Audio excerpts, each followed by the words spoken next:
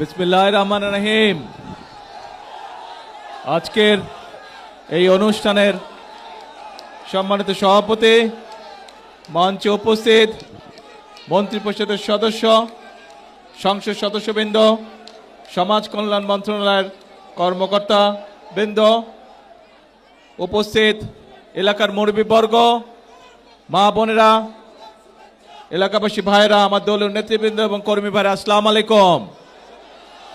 কেমন আছেন সবাই? আলহামদুলিল্লাহ। আমার জন্য কিন্তু আজকে একটা খুব আনন্দের দিন। কেন জানেন? আজকে থেকে কয়েক মাস আগে যখন নির্বাচনের প্রথম প্রচার অভিযান শুরু হয়, আমি সিলেটের পবিত্র মাটি থেকে সেই প্রচার অভিযান কাজ শুরু করেছিলাম এবং সেই দিনে সিলেটের জনসভা শেষ করে আমি হবিগঞ্জে যখন জনসভা করছি, সেই সময় আমি হবিগঞ্জের জনসভার মঞ্চ থেকে বলেছিলাম যে বিএনপি যদি সরকার গঠন করতে সক্ষম হয় ইনশাল্লাহ, তাহলে আমরা আমাদের চা বাগান শ্রমিকে যে সকল মায়েরা কাজ করে তাদের জন্য আমরা ফ্যামিলি কার্ড দেব। আজকে আল্লাহর কাছে আমি হাজারো শুকরিয়া জানাই, লক্ষ শুকরিয়া জানাই যে আল্লাহ আমাকে সেই তৌফিক দিয়েছেন আজকে, যে আমি আমার কথা আজকে রাখতে পেরেছি।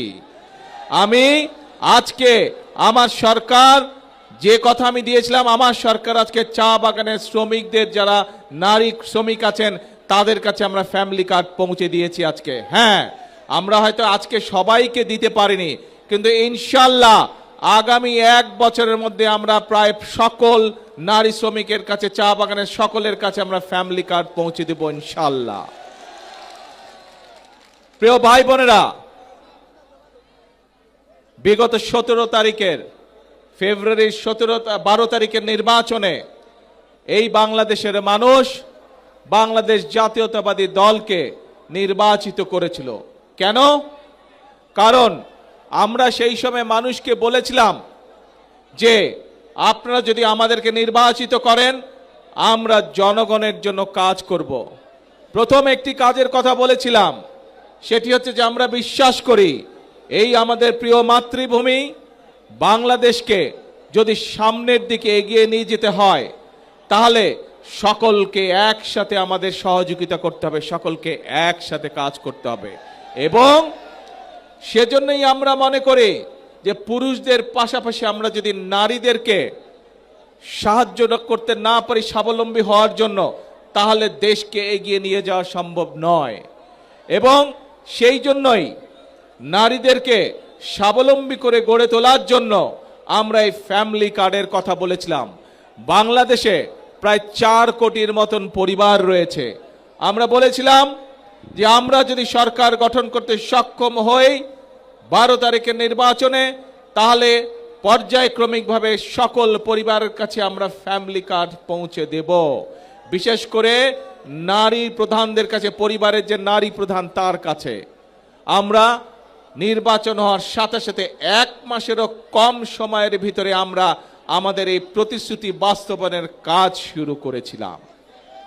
প্রিয় ভাই বোনেরা, আমাদের লক্ষ্য পরিষ্কার, বাংলাদেশের ভাগ্যের পরিবর্তন করা, বাংলাদেশের মানুষের ভাগ্যের পরিবর্তন করা। এবং সে কারণেই আপনারা দেখেছেন যে আজকে শুধু ফ্যামিলি কার্ডই নয়, ফ্যামিলি কার্ড দেবার পাশাপাশি এই যে চা বাগানের শ্রমিক, নারী শ্রমিক যারা, তাদের কাছে আমরা, অনেকের কাছে আমরা ঘর প্রদানের জন্য 2 লক্ষ টাকা আমরা দিয়েছি 50 জন শ্রমিককে। 2 লক্ষ টাকা করে দিয়েছি 50 জন। আমি এখানে স্টেজের মধ্যে 3 জনের হাতে সেই 2 লক্ষ টাকার চেক তুলে দিয়েছি। আর বাকি আমরা প্রশাসনের মাধ্যমে বাকি যারা পেয়েছেন আজকে সকলের কাছে ইনশাল্লাহ আমরা সেই টাকা পৌঁছে দেব। আপনারা পেয়ে যাবেন সেই টাকা 2 লক্ষ, যাতে চা শ্রমিকরা অত্যন্ত কষ্টে থাকে, আমরা জানি, সেই ধীরে ধীরে তাদেরকে একটু ভালো অবস্থায় যাতে আনা যায়, সেই জন্য আমরা 2 লক্ষ টাকা করে দিয়েছি। এর বাইরেও চা শ্রমিকদের সন্তানরা যাতে লেখাপড়া শিখতে পারে, সেই জন্য আমরা তাদেরকে বিশেষ স্কলারশিপ দিয়েছি, তাদের সন্তানদেরকে স্কলারশিপ দিয়েছি। প্রায় 150 জনের মতন চা শ্রমিক পরিবারের সন্তানদেরকে আমরা স্কলারশিপ দিয়েছি। এর বাইরে আমরা এখানে দেখেছেন, আপনারা এই হাজার হাজার মানুষ দেখেছেন যে প্রতিবন্ধী মানুষ কয়েকজন এসেছেন এই মঞ্চে, তাদের হাতে তাদের চিকিৎসার জন্য আমরা 50,000 কাউকে, 10,000 কাউকে আমরা টাকাটা তুলে দিয়েছি, চেক তুলে দিয়েছি। বাকিগুলো আমি কয়েকজনের হাতে দিয়েছি, বাকি টাকাগুলো প্রশাসনের পক্ষ থেকে তাদের ঘরে পৌঁছে দেওয়া হবে। প্রিয় ভাই বোনেরা, নিশ্চয়ই আপনাদের মনে আছে আমরা বলেছিলাম এই কাজগুলোর পাশাপাশিও আমরা এই দেশের কৃষকদের পাশেও দাঁড়াতে চাই, এবং এই যে বর্তমান বাজেট যেটা আমরা কয়েকদিন আগে বাজেট সংসদে উপস্থাপন করেছি, সেই বাজেটে আমরা অর্থ বরাদ্দ করেছি আগামী বছর, এই যে সামনে এখন জুলাই মাস থেকে আগামী 1 বছর পর্যন্ত আমরা বাংলাদেশের 40 লক্ষ কৃষক ভাইয়ের হাতে আমরা কৃষক কার্ড তুলে দেব। ঠিক একইভাবে আগামী 1 বছরে 40 লক্ষ পরিবারের কাছে যেমন ফ্যামিলি কার্ড তুলে দেব, 40 লক্ষ কৃষকের কাছে আমরা কৃষক কার্ড তুলে দিব। প্রিয় ভাই বোনেরা, শুধু তাই নয়, আমরা নির্বাচনের আগে বলেছিলাম যে আমরা এই বাংলাদেশে, আমি মুসলমান, আরেকজন আছেন হিন্দু ভাই, আরেকজন আছেন বৌদ্ধ, আরেকজন আছেন খ্রিস্টান, আমরা বিভিন্ন ধর্মের মানুষ শান্তিতে এই বাংলাদেশে বসবাস করি, হাজার বছরের ঐতিহ্য আমাদের। কিন্তু এই যে আমাদের ধর্মীয় শিক্ষক বা ধর্মীয় গুরু যারা, মসজিদ মাদ্রাসাই হোক, গির্জাই হোক, মন্দির হোক, এখানে যারা আছেন ধর্মীয় ব্যক্তিত্ব বা ধর্মীয় গুরু, এই মানুষগুলো মানবতর জীবন যাপন করেন অনেকে। আমরা বলেছিলাম বিএনপি সরকার গঠনে সক্ষম হলে এই মানুষগুলোকে আমরা সরকারের পক্ষ থেকে সম্মানের ব্যবস্থা করব। প্রিয় ভাই বোনেরা, আপনারা দেখেছেন আমাদের সেই প্রতিশ্রুতি আমরা রক্ষা করেছি। যেভাবে আমরা মায়েদের হাতে ফ্যামিলি কার্ড তুলে দিচ্ছি ধীরে ধীরে, যেভাবে আমরা কৃষক ভাইদের আছে কৃষক কার্ড তুলে দেওয়ার চেষ্টা করছি ধীরে ধীরে, আমরা একইভাবে ইমাম, মুয়াজ্জিম, খতিব সহ অন্যান্য ধর্মের যারা ধর্মীয় গুরু আছেন তাদের হাতেও সম্মানের ব্যবস্থা তুলে দিচ্ছি। আপনারা আজকে আপনাদের স্বচক্ষে দেখলেন যে আমরা যারা মেধাবী স্টুডেন্ট, যারা কিন্তু অর্থনৈতিক কারণে ঠিকভাবে বই কিনতে পারে না, পড়ালেখা করতে পারে না, এরকম চা শ্রমিক পরিবারের যারা সন্তান, তাদের হাতেও আমরা তুলে দিয়েছি অর্থ সরকারের পক্ষ থেকে। অর্থাৎ আমরা মানুষের পাশে দাঁড়াতে চাই, মানুষকে সহযোগিতা করতে চাই। প্রিয় ভাই বোনেরা, এটাই হচ্ছে বিএনপির রাজনীতি। আমরা দেশকে এগিয়ে নিতে চাই, দেশের ভাগ্য পরিবর্তন করতে চাই, মানুষকে মানুষের ভাগ্যের পরিবর্তন করতে চাই। প্রিয় ভাই বোনেরা, কিন্তু প্রিয় ভাই বোনেরা, আপনারা কি মনে করেন যেই কাজগুলো, যেই বিষয়গুলো আপনাদের চোখের সামনে দেখেছেন, আগামী 5 বছর বিএনপি এই কাজগুলো অব্যাহত রাখুক? আপনারা কি এটা চান? কে মায়েরা, আপনারা কি চান বাংলাদেশের সকল মায়েদের কাছে আমরা ফ্যামিলি কার্ড পৌঁছে দেই? আচ্ছা, ধন্যবাদ। কিন্তু কয়েকদিন ধরে দেখুন পত্র পত্রিকাগুলো, আমরা দেখছি আমরা যেই বাজেট উপস্থাপন করেছি সেই বাজেটের মধ্যে আমরা এই ফ্যামিলি কার্ডের জন্য অর্থ বরাদ্দ রেখেছি। আমরা যে বাজেট উপস্থাপন করেছি সংসদে, সেই বাজেটের মধ্যে আমরা কৃষক কার্ডের জন্য অর্থ বরাদ্দ রেখেছি। আমরা যেই ফ্যামিলি বাজেট উপস্থাপন করেছি সেই বাজেটে আমরা আমাদের দেশের ছেলেমেয়েরা, স্টুডেন্টরা যাতে স্কুল কলেজে ভালো করে লেখাপড়া করতে পারে, যাতে খেলাধুলা করতে পারে, তার জন্য অর্থ বরাদ্দ রেখেছি। আমরা যে বাজেট পেশ করেছি জাতীয় সংসদে, সেখানে এই যে হাজার হাজার আপনারা মানুষ, সারা বাংলাদেশে যে কোটি কোটি মানুষ, তারা যাতে সঠিকভাবে চিকিৎসা পেতে পারে, সেই জন্য এই প্রত্যেক উপজেলা পর্যায়ে যে 50 বেডের হসপিটাল আছে, সেটিকে ইনশাল্লাহ আগামী 5 বছর আমরা 100 বেড করব। তার জন্য আমরা অর্থ বরাদ্দ রেখেছি, যাতে করে এলাকার মানুষ, উপজেলার মানুষ, গ্রামের মানুষ স্বাস্থ্য সেবা পেতে পারে, মিনিমাম স্বাস্থ্য সেবা পেতে পারে অন্তত। কিন্তু বাজেটের পরে নিশ্চয়ই আপনারা দেখেছেন, যেই বাজেটে আমরা সাধারণ মানুষ, খেটে খাওয়া মানুষের জন্য অর্থ বরাদ্দ রেখেছি, অনেকে বলেছে সেই বাজেট বলে তারা মানে না। দেখেছেন না পত্রিকায়, সংবাদে? আবার অনেকে বলেছে যেই বাজেটে আমরা মায়েদের জন্য ফ্যামিলি কার্ডের বড় অর্থ বরাদ্দ রেখেছি, কৃষকদের জন্য কৃষি কার্ডের বরাদ্দ রেখেছি, প্রতিবন্ধী মানুষ, শিক্ষার্থীদের জন্য অর্থ বরাদ্দ রেখেছি, যেই বাজেটে আমরা মানুষের স্বাস্থ্য সুবিধার জন্য অর্থ বরাদ্দ রেখেছি, সেই বাজেট নাকি চানাচুরের মতন। শুনেছেন এই কথা? কিছু কিছু লোক বলেছে। প্রিয় ভাই বোনেরা, যেই বাজেট জনগণের বাজেট, যেই বাজেটের মাধ্যমে অর্থ বরাদ্দের মাধ্যমে আমরা জনগণের ভাগ্যের পরিবর্তন করতে চাই, সেই বাজেটকে যারা চানাচুরের সাথে তুলনা করে, যেই বাজেটে আমরা জনগণের জন্য স্বাস্থ্য সুবিধার অর্থ বরাদ্দ রেখেছি, কৃষক ভাইদের জন্য অর্থ বরাদ্দ রেখেছি, যেই বাজেটে আমাদের সন্তানরা যাতে ভালোভাবে লেখাপড়া শিখতে পারে তার জন্য সর্বোচ্চ বাজেট রেখেছি, সেই বাজেটকে বলে তারা গণবিরোধী বাজেট। দেখেছেন না? তাহলে প্রিয় ভাই বোনেরা, আমরা যাতে এই দেশের যারা শিল্পোদ্যোক্তা আছে, যারা মিল ফ্যাক্টরি তৈরি করতে পারে, তার ফলে আমাদের বেকারদের কর্মসংস্থানের ব্যবস্থা করতে পারে, সেই জন্য এই দেশে বাংলাদেশে যে সকল দ্রব্য তৈরি হয়, একই দ্রব্য কেউ যদি বিদেশ থেকে আমদানি করে তার উপরে আমরা শুল্ক বাড়িয়ে দিয়েছি, যাতে করে বাংলাদেশের মিল কলকারখানাগুলো রক্ষা পায়, যাতে করে সেই মিল কারখানাগুলো যদি চলে তাহলে আমাদের ছেলেমেয়েরা সেখানে চাকরি বাকরি করতে পারবে। একই জিনিস যদি বিদেশ থেকে আসে তখন আমাদের মিল কারখানা চলবে? বন্ধ হয়ে যাবে। সেই জন্য আমাদের মিল কারখানাগুলোকে আমরা প্রোটেকশন দিয়েছি, সেই ব্যবস্থা আমরা এই বাজেটের মধ্যে রেখেছি।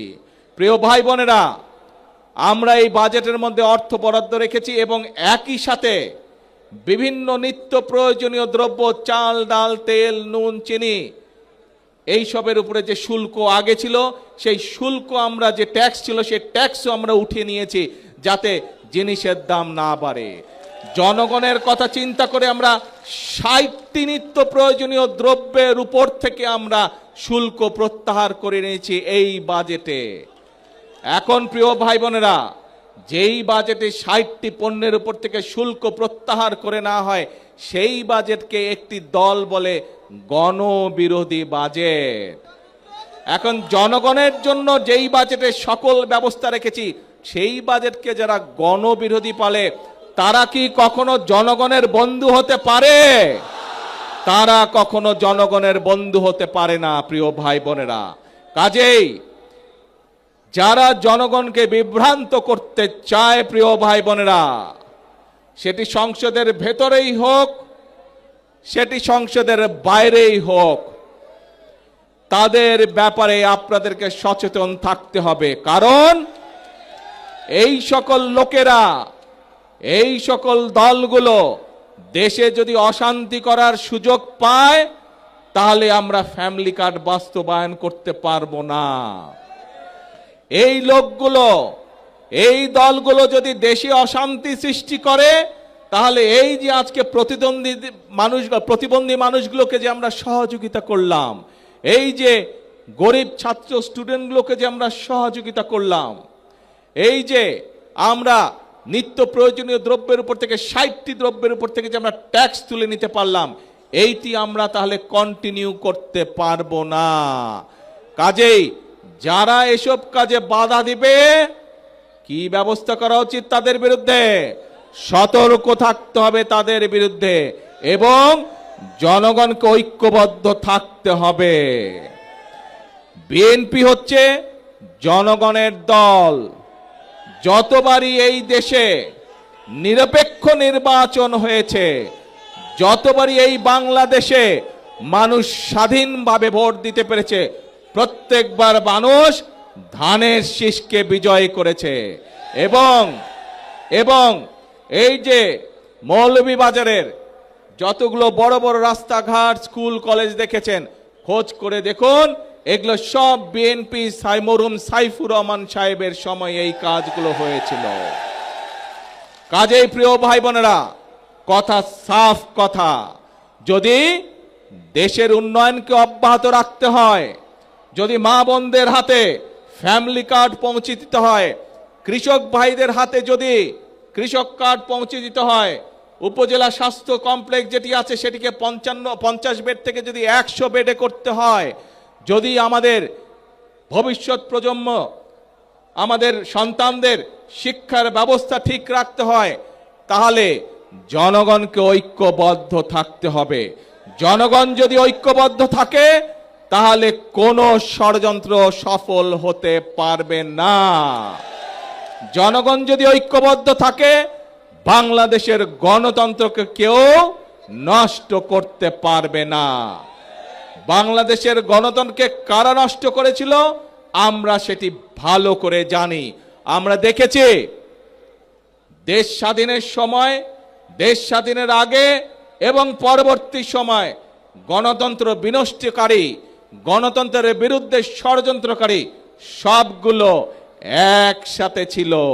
মুখে মুখে বলতো আমরা একসাথে নাই, কিন্তু ভেতরে ভেতরে এরা সব সময় একসাথে কাজ করেছে এবং সকল সময়, প্রত্যেকটি সময় বিএনপি বাংলাদেশ জাতীয়তাবাদী দল সব সময় জনগণের কাতারে ছিল। সেজন্যই বিএনপির সবচেয়ে বড় শক্তি জনগণের শক্তি। সেই জন্যই বিএনপি সকল সময় বলে থাকে জনগণই আমাদের সকল ক্ষমতার উৎস। প্রিয় ভাই বোনেরা এবং প্রিয় ভাই বোনেরা, আমরা দেখেছি বিভিন্ন সময় যখন দেশে জনগণ যখন ফুঁসে উঠে গণতন্ত্র রক্ষা করার জন্য, আমরা বিভিন্ন সময় দেখেছি বিভিন্ন জনকে বিদেশে চলে যেতে। খালেদা জিয়া আপনাদেরকে রেখে কোথাও যায় নাই। খালেদা জিয়া আপনাদেরকে রেখে কখনো কোথাও যায় নাই। খালেদা জিয়া বলেছিল বাংলাদেশী হচ্ছে আমার প্রথম ঠিকানা, বাংলাদেশী হচ্ছে আমার শেষ ঠিকানা। প্রিয় ভাই বোনরা, আমরা হচ্ছি খালেদা জিয়ার সৈনিক। কাজে বাংলাদেশী হচ্ছে আমাদের প্রথম ঠিকানা, বাংলাদেশী হচ্ছে আমাদের শেষ ঠিকানা। আমাদের একটাই কাজ, বাংলাদেশের মানুষের ভাগ্যের পরিবর্তন। আমাদের একটাই কাজ, বাংলাদেশের ভাগ্যের পরিবর্তন। কাজে আসুন, এই দেশ আমাদেরকেই গড়তে হবে। এই দেশ আমাদের 20 কোটি মানুষের 40 কোটি হাতকে শ্রমিকের হাতে রূপান্তরিত করতে হবে। তাহলেই আমরা এই বাংলাদেশের ভাগ্যের পরিবর্তন করতে পারবো। প্রিয় ভাই বোনেরা, অনেকেই ওই যে যারা বিভ্রান্ত ছড়াতে চায়, এরা আবার কি বলে জানেন? এরা বলে ফ্যামিলি কার্ডের টাকা কোথা থেকে আসবে, কৃষক কার্ডের টাকা কোথা থেকে আসবে।